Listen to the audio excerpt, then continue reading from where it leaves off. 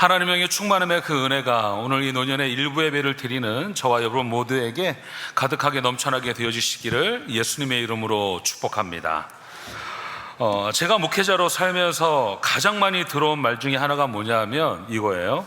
왜 기독교는 이렇게 가짜가 많습니까? 왜 이단들이 이렇게 많냐라는 것이죠. 통일교나 어떤 신천지나 또 하나님의 교회들은 자신들이 정통 기독교라고 주장하고 그렇게 또 피력하고 있지만 우리 모두가 다 속지 않고 우리가 다 알고 있는 것처럼 절대로 그렇지가 않죠. 또 심지어 여러 가지 범법 행위까지도 저질러서 눈살을 찌푸리게 하는 그런 가짜들이 이 세상에 얼마나 많이 있는지 모릅니다. 이들로 인해서 기독교 전체가 욕을 먹는 경우가 참 비일비재한 것이 우리가 살아내고 있는 그런 세상이기도 합니다. 그리고 또 하나는 바로 무엇이냐면 이상한 크리스찬, 이상한 예수 믿는 사람들이 많다라는 거예요. 왜 예수 믿는 사람이라고 하는데 세상에서 사는 걸 보면 거짓말, 세상 사람들보다 훨씬 더 잘하고 또 사기도 또 잘 치고 성실하지도 않고 책임감도 없고 이겨서 오히려 예수 안 믿는 사람들보다 더 비도덕적이고 비윤리적인 가치관이 떨어지는 사람이 특히 예수 믿는 사람들 중에 많이 있다라는 것입니다. 그런데 이런 교인들을 세상에서 겪으면 이 사람들이 이 세상에서 이 사람들 때문에 상처를 받아서 교회는 절대로 가기 싫다라고 말하시는 분들이 생각보다 우리 주변에 꽤 있지 않습니까? 저는 목회자로서 그런 지적들을 받고 그리고 그런 이야기를 들을 때마다 얼마나 좀 미안하고 부끄럽고 송구한 마음이 드는지 모릅니다. 그렇지만 저도 우리가 또 이 문제를 좀 다른 각도에서 바라보면 어떨까 싶기는 합니다. 세계적인 명품 회사들은 다 자기의 제품과 똑같은 똑같다라고 이야기하지만 똑같지 않죠. 거의 유사하고 흡사한 그런 물건들을 매우 싼값에 파는 짝퉁들 때문에 아주 골머리를 앓고 있다고 이야기하더라고요. 세상에서 짝퉁이 가장 많이 만들어지는 명품 브랜드를 어떠한 그런 관련된 그런 어떤 칼럼을 보게 되어졌는데 샤넬, 까르띠에, 롤렉스, 에르메스, 루이비통, 구찌 이것들이 가짜가 제일 많다고 하더라고요. 이들 명품들을 흉내낸 짝퉁 시장이 전 세계적으로 이미 거의 1000조가 육박하는 어마어마한 그런 규모의 시장이라고 이야기를 합니다. 그런데 누가 이 샤넬이나 아니면 에르메스 본사에 가가지고 당신의 제품은 왜 이렇게 가짜가 많냐고 따지는 사람은 아무도 없죠. 오히려 이 가짜가 많다라는 것은요, 이게 진짜 좋은 제품이고 그리고 진짜 좋은 명품이기 때문이다. 우리는 그렇게 이해하고 우리는 그렇게 받아들이지 않습니까? 저는 우리 예수 믿는 기독교에 대해서도 이와 비슷한 개념으로 접근해서 볼 수 있지 않을까 그런 생각이 좀 들기는 합니다. 기독교가 왜 이렇게 가짜가 많을까? 왜 이렇게 유사한 것들이 많이 있을까? 간단합니다. 무엇입니까? 이것이 진짜이기 때문에 그렇다라는 것입니다.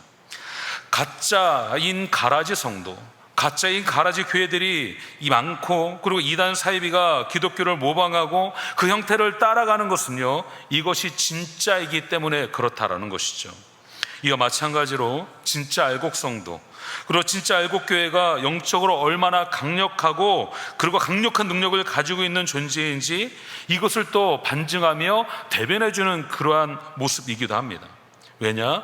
진짜 많이 이 세상을 변화시킬 수 있기 때문에 그렇다라는 것입니다.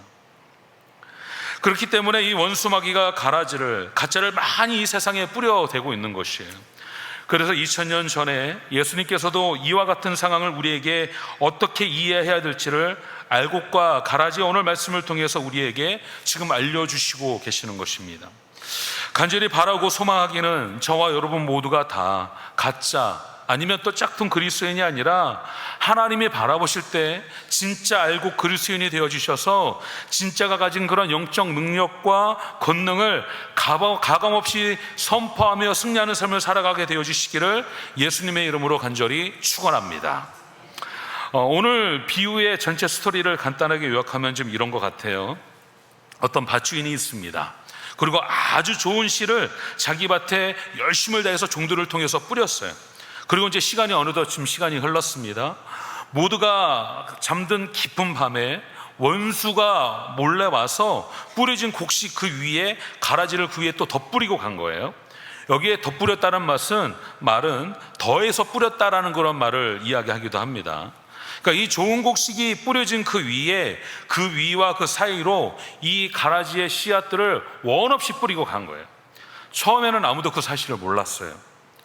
그리고 나서 시간이 흐른 뒤에 싹이 나고 점차 점점 커가고 있는 그런 결실의 시기가 가까워지면서 비로소 이 종들이 가라지의 존재를 발견하고 대경 실삭을 하게 되어지는 겁니다.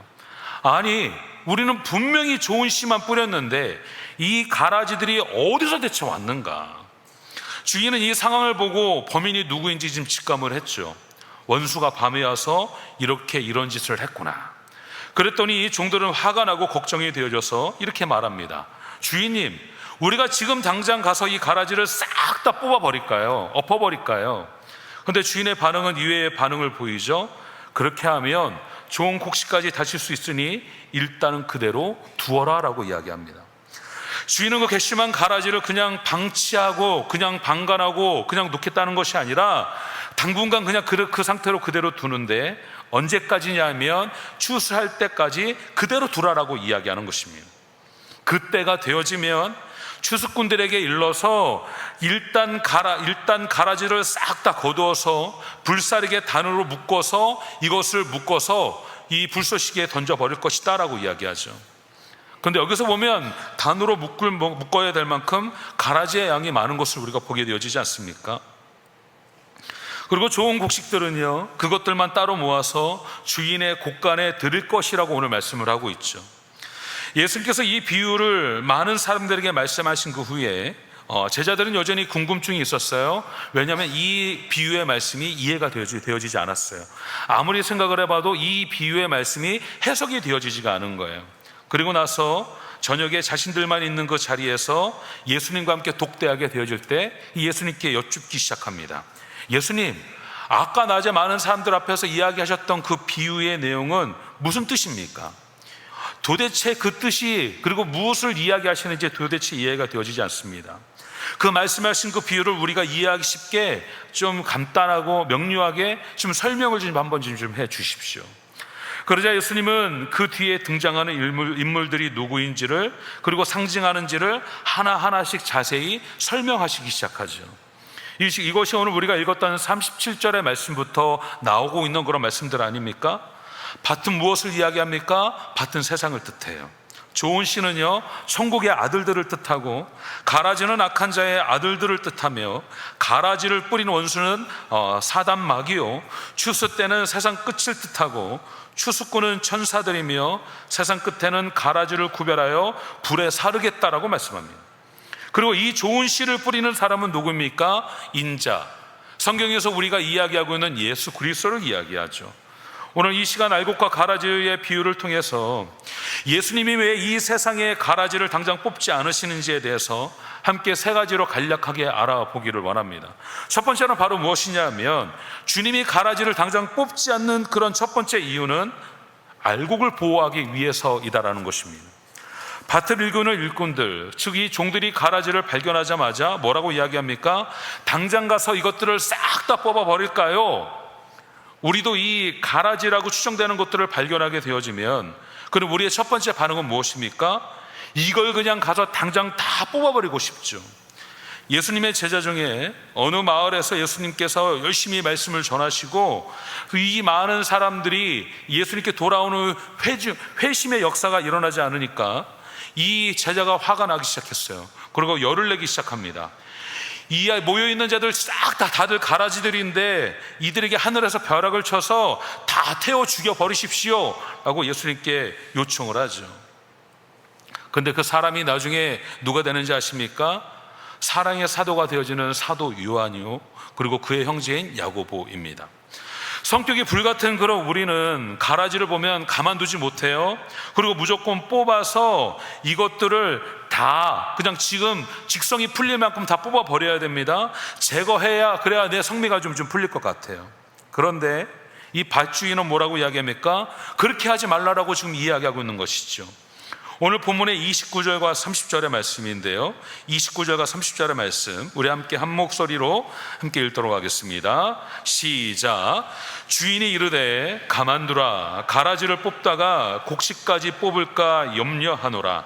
둘 다 추수 때까지 함께 자라게 두라. 추수 때에 내가 추수꾼들에게 말하기를 가라지는 먼저 거두어 불사르게 단으로 묶어라 하리라. 아멘입니다.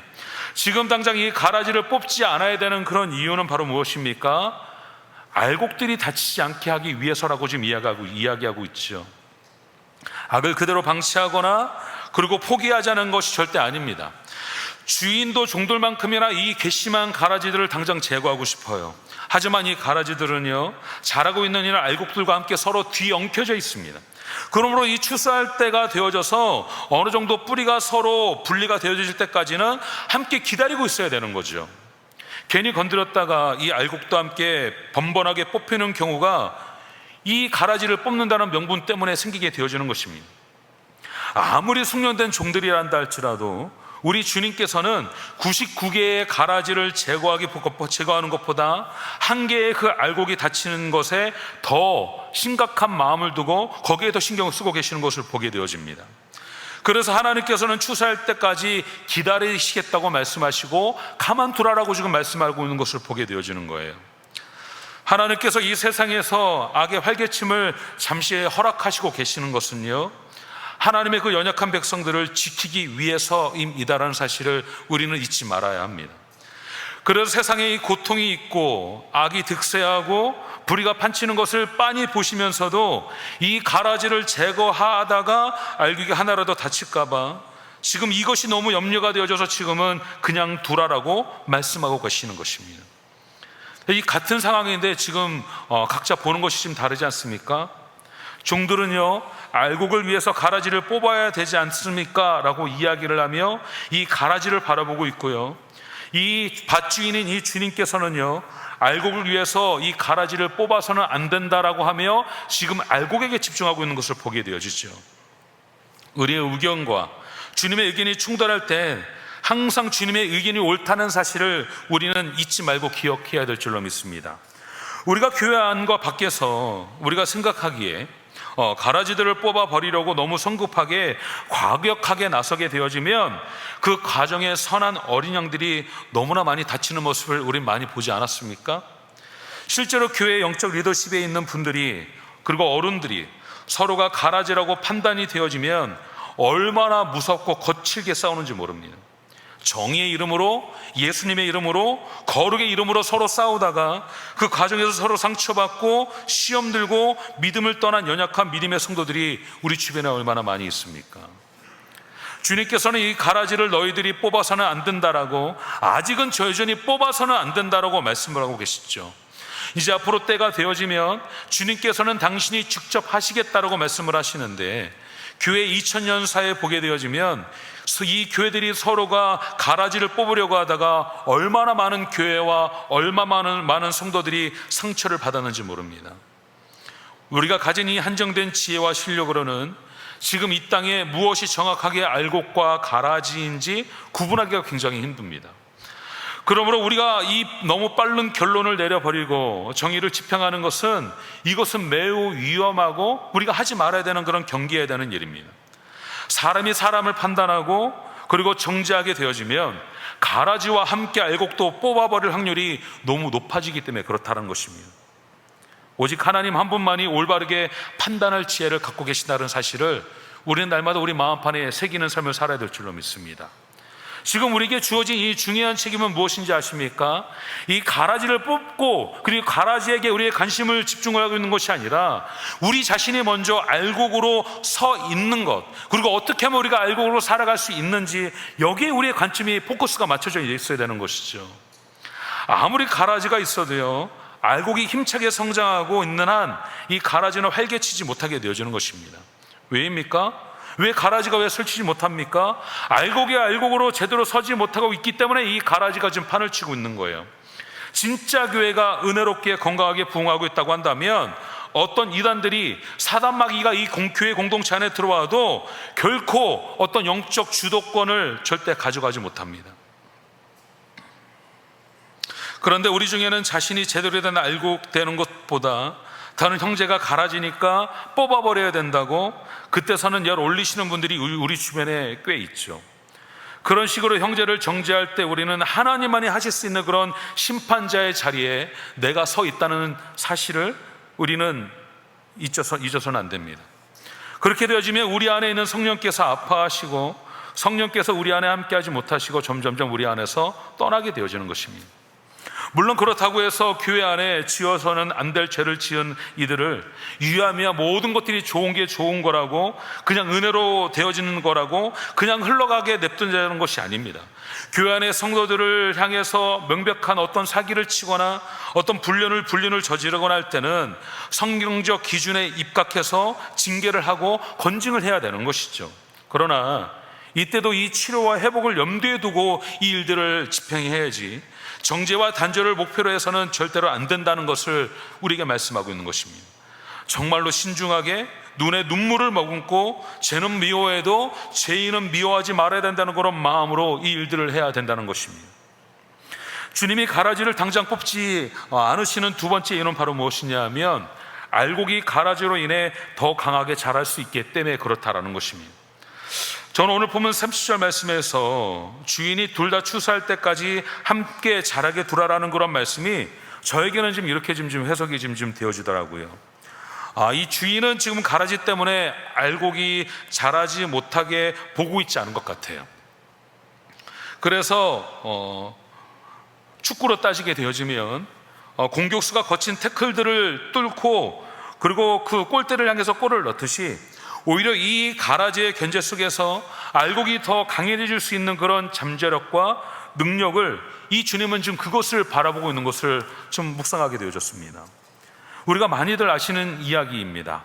넓은 바다에서 잡아온 그런 살아있는 그 화로들을 그 어부들이 수산시장으로 며칠이 걸려서 화라차에 실려서 물고기들을 운송하는데 며칠씩 가다 보면은 이 물고기들이 견디지 못하고 독착시에 가기도 전에 많이 죽어버리게 되어지는 겁니다.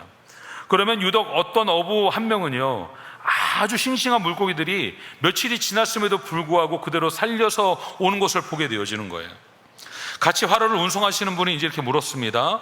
아니, 당신은 이 화로들을 어떻게 살려오는 비결이 무엇입니까? 그랬더니 이분이 말하기를 뭐라고 이야기합니까? 화로차 그 안에 그 종을 잡아먹는 그런 천적 물고기 한 마리를 그 수주 안에 넣는다는 거예요. 아니, 그 천적 물고기, 이 큰 물고기가 다른 물고기들 잡아먹으면 어떡하려고 이야기합니까? 그랬더니 몇 마리는 잡아먹겠죠. 근데 100마리 중에 97마리는 무서운 천적을 피하느라 정신없이 움직여서 도착할 때까지 쌩쌩합니다 라고 이야기를 했습니다. 교회 역사 2000년을 살펴보면 정말 무서운 폭식자 물고기 떼 같은 가라지들이 교회를 괴롭히는 세월이 얼마나 많이 있었습니까? 초대교회 때가 좀 그랬죠. 우리가 아는 모든 그런 이단의 원조들이 그 초대교회 때 다 나왔다는 사실을 알고 계십니까? 그리고 밖에서는 로마 제국의 무시무시한 그런 핍박과 그리고 압제가 있어서 안과 밖으로 눌려서 교회가 설 수 있는 곳은 아무것도 없었어요. 그 가라지들 속에서 하나님의 교회는 더 강인해졌고 거기서 믿음은 더 굳건해졌으며 더욱더 온전하게 세워질 수 있게 되어진 것입니다. 고난 속에 영적 전투력은 더 향상되게 되어지는 것입니다. 가라지가 있는데도 알곡이 자란다는 말이 그 의미를 지금 이야기하고 있는 것이죠. 천국은요, 방해하는 세력들 안에서도 함께 자라난다는 사실을 잊지 마시기를 바랍니다. 방해 세력 때문에 열매를 못 맺는 법은 없어요. 왜냐? 예수님은 이미 원수마귀를 이기고 승리하셨기 때문에 그렇다는 것입니다. 그러므로 너무 가라지 때문에 우월하지 마십시오. 날마다 성장하고 날마다 강건해지는 그런 알곡의 삶을 살아가시는 저와 여러분 모두가 다 되어지시기를 예수님의 이름으로 간절히 축복합니다. 그리고 주님이 가라지를 당장 뽑지 않으시는 세 번째 이유는 바로 무엇이냐? 모든 자들에게 은혜와 회복의 기회를 주시기 위함이다라는 것입니다. 가라지를 지금 뽑으면 안 되냐 하면 인생이라는 것은요, 우리가 좀 크게 봐야 된다는 것이죠. 이 인생이 어떻게 변할지 이것을 누가 알겠습니까? 그 인생, 그리고 내 인생이 변하게 되어질 것은 나도 스스로 내 자신을 잘 모르죠. 우리는 그 사람의 지금 현재 상태만 바라보면서 야, 저 사람 가라지네, 저 사람 가라지야, 이거 빨리 뽑아버려야 해 라고 하는데, 하나님은 그 사람의 인생 전체를 꿰뚫어서 관철하고 계시는 것을 보게 되어집니다.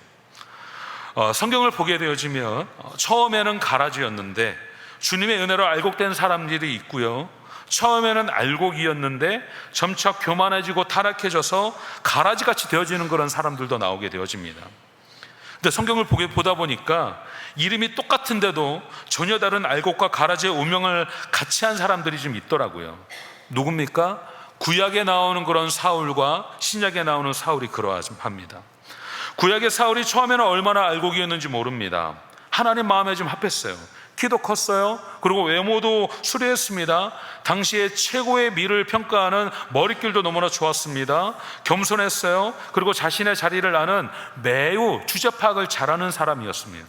그래서 하나님은 그를 사사시대에서 마침표를 찍게 되어지고 이스라엘의 초대 왕으로 이 사울을 왕으로 세우지 않습니까? 진짜 알곡이었어요. 그런데 점점 날이 가면 날이 갈수록 권력이 자기가 권력을 차지하면 차지할수록 점점 교만해지더니 타락하여 보잘것없는 가라지의 신세로 전락하게 되어졌죠. 반대로 이 신약 시대의 사울은 누가 봐도 이 사람은 그냥 가라지 자치이지 않았습니까? 세상에서 존재해서는 안 될 가라지가 바로 이 사울이었어요. 예루살렘 교회를 쑥대밭으로 만들고 예수 믿는 성도들을 잡아서 고문하고 죽이는 무서운 그 당시에 매우 난폭한 핍박자였습니다. 자기 입으로 자신을 죄인 중에 괴수라고 고백하지 않았습니까? 그런 사울에게 주님의 은혜가 임하게 되어지고 빛으로 성령이 임하게 되어지고 예수님이 임하게 되어지니까 그 가라지가 변하여 알곡으로 변하게 되어진 것을 보게 되어집니다. 그런데 이 사람을 누가 먼저 쳐버렸다고 한다면, 가라지라고 먼저 뽑아버렸다고 한다면 어떻게 되어졌을까요? 성경은 하나님이 선한 사람을 만드시고 그리고 원수 마귀가 나쁜 사람들을 만들었다고 성경에 절대 이야기하지 않습니다. 하나님은 모든 사람들은 선한 목적을 가지고 선하게 만드셨는데 원수 마귀의 그 유혹을 받아 하나님의 백성을 괴롭히고 힘들게 하는 그런 하수인들이 있다는 것을 이야기하는 것입니다. 그러나 그런 가라지들도 하나님의 섭리 안에서 은혜가 임하게 되어지면 이 사울이 변하여 바울이 되어지는 것처럼 회개하고 주님께 돌아와 하나님의 자녀가 되어지는 알곡이 되어진다라는 것입니다. 그러니까 지금 이 가라지라고 해서 그 사람이 항상 가라지로 머물러 있으라는 법이 없다는 사실을 우리는 잊지 마시기를 바랍니다. 그러기에 지금 이 가라지처럼 보이는 그 분을 바라보면서 오히려 기대하셨으면 좋겠어요. 야, 저분이 이제 은혜를 받으면, 저분에게 성령이 임하게 되어지시면, 저분이 예수님을 영접하게 되어지면, 그러면 이 어마어마한 알곡으로 변하게 되어지겠구나. 사랑하는 노년 성도 여러분, 지금은 심판의 때가 아니라는 사실을 우리 잊지 마시기를 바랍니다. 지금은 심판의 때가 아니에요. 지금은 판단의 때가 아닙니다. 지금은 은혜의 때입니다. 은혜의 때는 가라지도 알곡이 될 수 있다는 그런 가능성이 열려있는 때입니다. 가라지의 거듭남이 가능한 축복의 때라는 사실을 우리 잊지 마시기를 바랍니다. 아직은 빛의 나라로 갈 수 있는 문이 모든 자들에게 다 열려있는 그런 때 아닙니까? 그러기에 우리가 정죄하거나 쉽게 포기하거나 낙인 찍어서는 절대로 안 된다라는 것이죠. 오늘 그 꼴 보기 싫은 그런 사람이 나중에 바알같이 쓰임받을 수 있기 때문에 그렇다라는 것입니다. 고린도전서 4장 5절 말씀을 보면 이렇게 말씀하죠. 그러므로 때가 이르기 전 곧 주께서 오시기까지 아무것도 판단하지 말라. 그가 어둠에 감추인 것들을 드러내고 마음의 뜻을 나타내시리니 그때 각 사람에게 하나님으로부터 칭찬이 있으리라. 각 사람에게 하나님을 만나는 그런 간증의 스토리가 있는 것입니다. 그러게 우리 모두는 다 옆에 있는 분들을 바라보면서 섣불리 정죄하고 판단해서는 안 되는 것이죠. 사랑하는 성도 여러분, 오늘 본문에서 우리 하나님의 자녀들, 좋은 씨가 뿌려진 밭이 단순히 교회만이 아니라 세상 전체를 의미한다는 그런 사실을 우리는 말씀을 통해 배우지 않았습니까? 원수마귀가 판을 치는 이 타락하는 세상이지만 하나님은 이 세상을 절대로 포기하지 않는다는 사실을 잊지 마시기를 바랍니다. 이 세상에 하나님의 나라를 확장시키고자 하시는데 그 방법이 바로 하나님의 좋은 씨, 믿음의 자녀들인 우리 거룩한 하나님의 미랄로 우리를 부르고 우리를 세고 계시다는 사실 또한 우리는 잊지 마시기를 바랍니다. 비록 마귀가 득달같이 쫓아와서 이 가라지들을 주변에 우리 주변에 흩비려 놓는다 할지라도 우리를 불편하게 만들고 우리를 어렵게 만들고 우리를 괴롭게 하겠지만 우리는 이 사명으로부터 우리는 절대로 피할 수 없다는 사실 또한 잊지 마시기를 바랍니다.